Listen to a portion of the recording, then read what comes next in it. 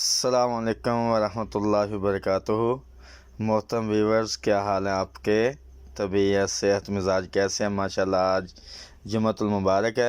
मेरे पास मोहतरम जनाब मौलाना आमिर सोहेल साहिब हाफिज़हुल्लाह ताला रेवरेंड से अभी तशरीफ़ ला रहे हैं, तो ये उनके लिए मैंने तैयार किया है।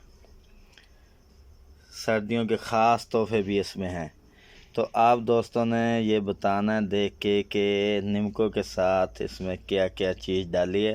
आप गौर से देख सकते हैं इनको।